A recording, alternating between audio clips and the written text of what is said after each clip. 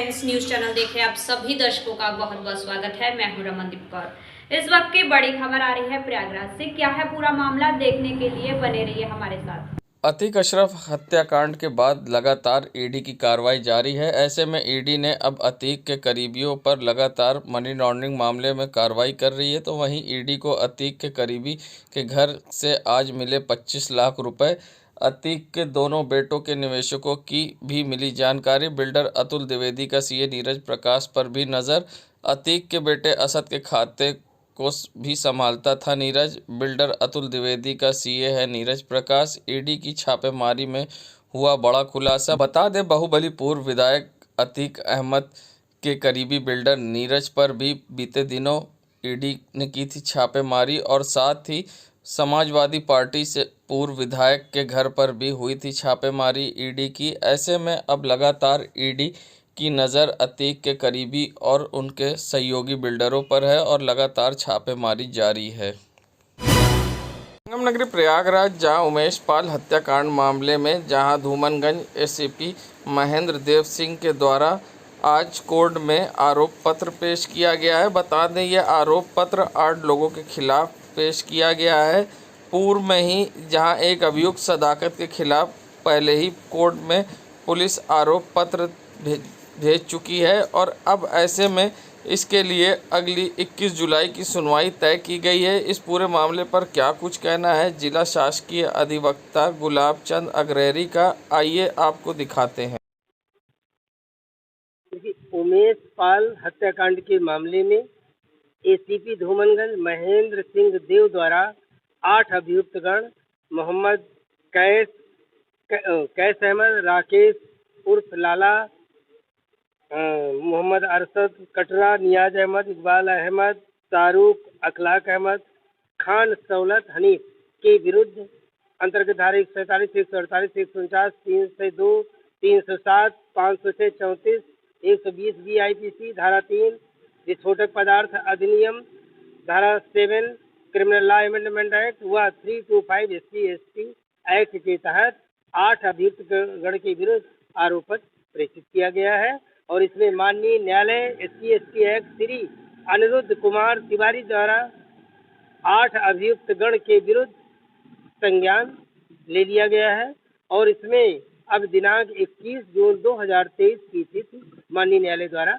नियत की गई है और इसमें एक अभियुक्त सदाकत खान के विरुद्ध पूर्व में ही आरोप पत्र प्रेषित किया जा चुका है, जिसमें भी संज्ञान लिया जा चुका है और उसमें भी दिनांक 21/6/2023 की तिथि नियत की गई है।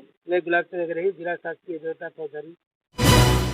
संगम नगरी प्रयागराज के फतेहपुर बिछुआ में रहने वाले अंकित यादव ने अब जॉर्ज टाउन थाने में मुकदमा सतीश मिश्रा के खिलाफ दर्ज कराया है। सतीश मिश्रा बाहुबली पूर्व विधायक विजय मिश्रा का भतीजा है, जो कुछ दिन पहले जेल से छूटा है और ऐसे में अंकित यादव कहना है कि रंगदारी उससे मांगी गई है और साथ ही पुराने मुकदमे पैरवी न करने की धमकी दी है, जिस पर अब पुलिस ने मामला जॉर्ज टाउन थाने में दर्ज कर लिया है। इस पर क्या कुछ कहना है अंकित यादव का और क्या कुछ कहना है पुलिस का, आइए दिखाते हैं। देखिए भैया, एक दिन 13 तारीख की शाम की बात है। मैं अपने सिस्टर के साथ ATM गया था, ATM से पैसा निकाला और उसके बाद मैं अपने डेयरी वाले के यहाँ गया था पैसा लेने के लिए, जॉर्ज टाउन बीकानेर के सामने।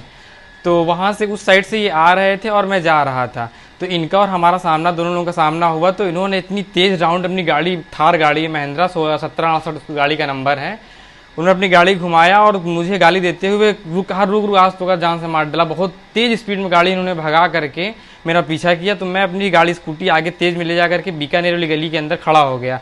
तो वहाँ पर ये खड़े हो गए चौराहे पर ही, जॉर्ज टाउन चौराहे पे खड़े होकर के इधर उधर देखे, फिर गाड़ी सिविल लाइन्स की ओर लेके चले गए, जहाँ मेरी डेयरी लगती है, दुहाई जहाँ होती है वहाँ पर। तो आगे हमने जॉर्ज टाउन में तुरंत अप्लीकेशन दिया और फिर कैमरा, तो एसओ साहब जो थे उन्होंने कहा ठीक कैमरा से देखते हैं, अगर आपका बात सच होता है तुरंत FIR होता है और सख्त कार्रवाई होता है इसके खिलाफ।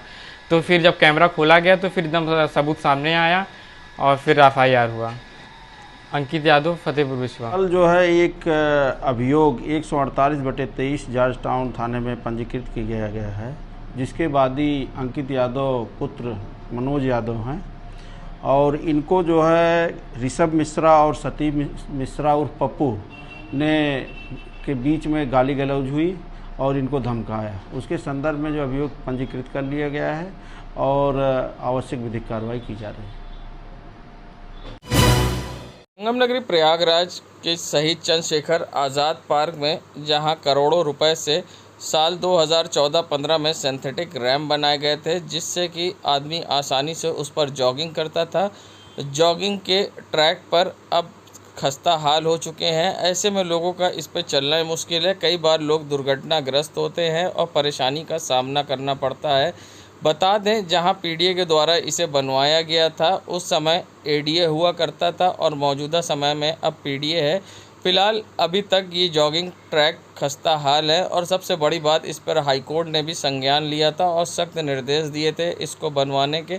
उसके बावजूद आप देख सकते हैं किस तरह से ये जॉगिंग ट्रैक खस्ता हाल है और पूरी तरफ से उखड़ गया है, मगर अभी तक इस पर किसी तरह का कोई मरम्मत का कार्य शुरू नहीं हुआ। जब इसको लेकर हमने उद्यान विभाग के अधीक्षक उमेश चंद्र उत्तम से बात की तो उनका कहना था कि आगामी कुंभ का बजट आने वाला है, जिसके लिए पीडीए को रिकमेंडेशन भेज दिया गया है और जल्द ही इस पर मरम्मत का कार्य शुरू हो जाएगा। ऐसे में उन्होंने इस पूरे मामले पे क्या कुछ कहा है, बात करते हुए आइए आपको दिखाते हैं क्या कुछ कहना है उनका।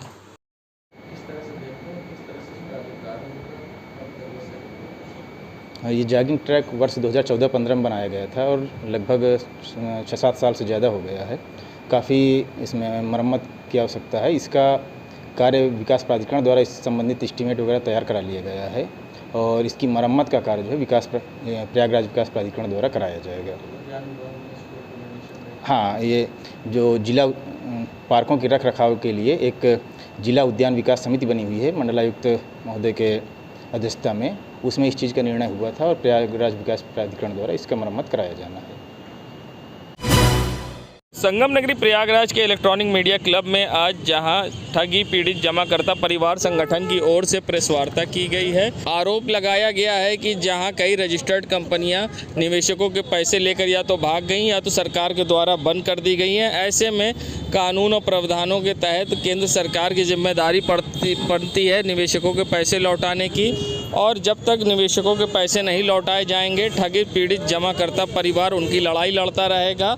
वहीं 25 अगस्त 2023 कोटवार उत्तराखंड से पूरे भारतवर्ष मिशन भुगतान भारत यात्रा के द्वारा राष्ट्रव्यापी आंदोलन चल रहा है और अब तक यात्रा देश के लगभग 20 राज्यों के 200 जनपदों के सभी तहसीलों में मिशन भुगतान भारत यात्रा कार्यक्रम के तहत भ्रमण कर चुकी है। हमारी मांगे सिर्फ इतनी है कि आपने जो कानून बनाया है, कंपनियों का एक्ट बनाया है, उसको आपने बंद कर दिया है कंपनियों को, और इसमें लोगों को पैसा जमा है वो पैसा हमारा मिल जाए, सबका भुगतान हो जाए 180 दिन कार्य दिवस में।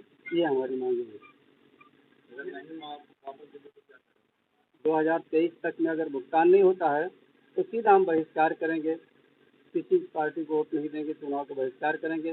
पहले भुगतान फिर मतदान, ये हमारा नारा रहेगा। मेरा नाम राम लखन पाल, राष्ट्रीय उपाध्यक्ष ठगी पीड़ित परिवार जब तक संगठन रजिस्टर्ड। अक्सर देखा जाता है कि गर्मी के मौसम में जहां मानसिक रोग से ग्रसित लोगों को नींद ना आने की समस्या होने लगती है, गर्मी के मौसम में ऐसी समस्या ज़्यादा उनमें बढ़ जाती है। इस पर क्या कुछ कहना है मनोचिकित्सक डॉक्टर ईशानिया राज का, किस तरह से इनमें ये समस्या उत्पन्न होती है और किस तरह के पौष्टिक आहार लेने चाहिए और किस तरह से इन्हें अपना ख्याल रखना चाहिए, आइए दिखाते हैं आप। नींद की समस्या तब ज़्यादा होती है जब व्यक्ति किसी चीज़ को लेकर के या तो बहुत ज़्यादा सोचने लगता है या फिर नशा करता है, और अगर तापमान बहुत ज़्यादा है बाहर का तो उसके साथ सामंजस्य नहीं बिठा सकता है। ऐसे में आप ये कर सकते हैं कि अगर आप अपने जो रूम है उसका टेम्परेचर जिस तरीके से भी आप कम कर पाएँ, कूलर लगा पाएँ, पंखा लगा पाएँ, पानी से उसको धो ले, ताकि रूम का टेम्परेचर कहीं ना कहीं आपके मन के टेम्परेचर को भी लो करेगा। साथ ही कोशिश करें कि सोने का एक समय निर्धारित करें और उठने का भी एक समय निर्धारित करें, ताकि आपका जो स्लीप साइकिल है वो जो है मेंटेन्ड रहेगा। और डाइट में कोशिश कीजिए तेल मसाले वाली चीज़ों से बचे, गरम गरम चीज़ों से बचे। जितना ठंडा ठंडा खा सकते हैं आप, नारियल पानी पी सकते हैं आप, ऐसे फ्रूट्स ले सकते हैं जिनकी तासीर जो है वो ठंडी होती है। आप दही का प्रयोग कर सकते हैं, छाछ लस्सी का प्रयोग कर सकते हैं, और इसी तरीके से गर्मी के बचाव के लिए जो भी चीज़ें आप यूज़ कर सकते हैं। सिविल लाइंस थाना अंतर्गत सुभाष चौराहे पर हुआ बड़ा हादसा। हादसे में ई रिक्शा चालक और कार के बीच हुई भिड़ंत। ई रिक्शा चालक गंभीर रूप से घायल, एसआरएन अस्पताल भेजा गया। डॉक्टरों ने ई रिक्शा चालक को मृत घोषित किया। कार सवार भागने में कामयाब रहा। मृतक का नाम अजय बताया जा रहा है। मृतक के 3 बच्चे और बेहद गरीब परिवार का है। ई रिक्शा चालक पत्नी का रो रो कर हुआ बुरा हाल। परिजन पहुंचे अस्पताल। प्रयागराज के सिविल लाइन थाना क्षेत्र के सुभाष चौराहे का मामला, जहां पर पहुंचा पीड़ित परिवार, लगाई मदद की गुहार। अब देखना होगा इस पर पुलिस किस तरह की करती है कार्रवाई। कार चालक मौके से हुआ फरार। फोन गया था यहाँ थाने चौकी से कि वहाँ एक्सीडेंट हो गया है, रिक्शा पलट गया है, मारुति कार से लड़ गए हैं, तो कहीं पैर में चोट आ गई है। और यहाँ आके पूछा गया तो कहीं मेडिकल गए हैं, मेडिकल ले गए। आप मेडिकल गए थे? जी। तो क्या हुआ वहाँ पर? क्या पता? वहाँ पे ये पता चला है कि उनकी मृत्यु हो गई, मतलब मौत हो गई है। यही आप लोग कहाँ रहती हैं और क्या करते हैं? हम लोग किराए पे रहते हैं। हमारा ये ससुराल है सिविल लाइन। हम लोग यहाँ नहीं रहते हैं अभी हमारा बना नहीं है। हमारे पास इतना पैसा भी नहीं कि हम बनवा सकें। वो कौन थे? और हमारे हस्बैंड। आप अपना नाम बता दो। जानकी। देश दुनिया की खबरों के लिए world media times news channel को सब्सक्राइब करें।